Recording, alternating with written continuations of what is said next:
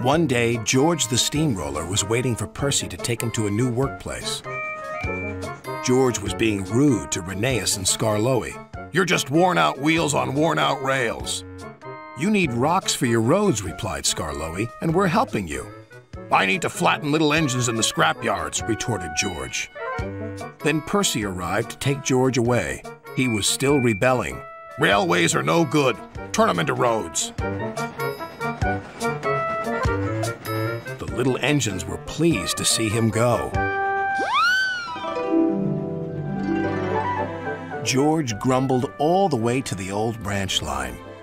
He was going to turn it into a road. When they arrived, George was rude again. "Bumpy ride on rotten rails. I'm glad it's over." "So am I," said Percy. "Ha!" huffed George. Percy was still fuming when he met Thomas. "What's up, Percy?"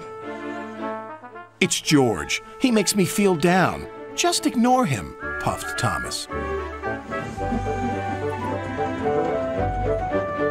George was now enjoying himself. "Ripping up rails," he chortled. "What a life!" "What do you think of this, Thomas?"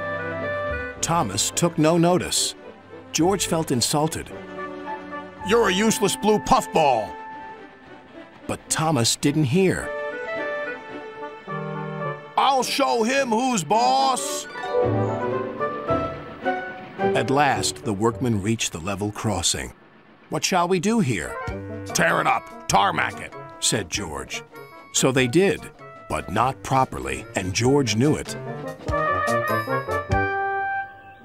Later, Thomas was traveling home on the same line. He was pulling freight cars filled with vegetables. The signalman had forgotten to warn his driver about the crossing. "That's nice. We don't need to stop," said Thomas happily. "Yes, we do," called his driver. But it was too late.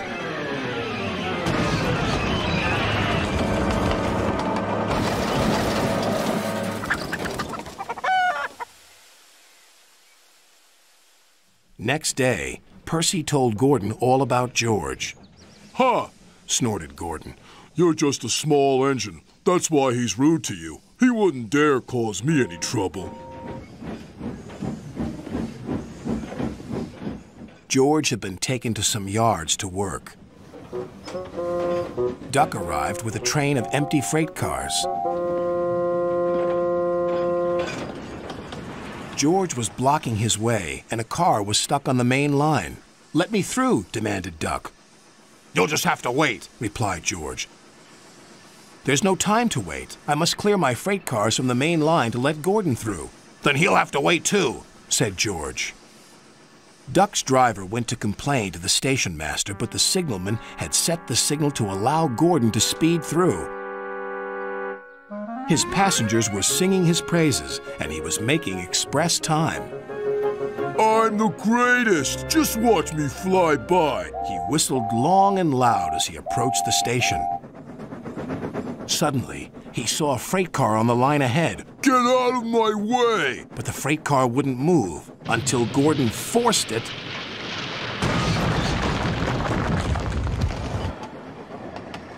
by accident.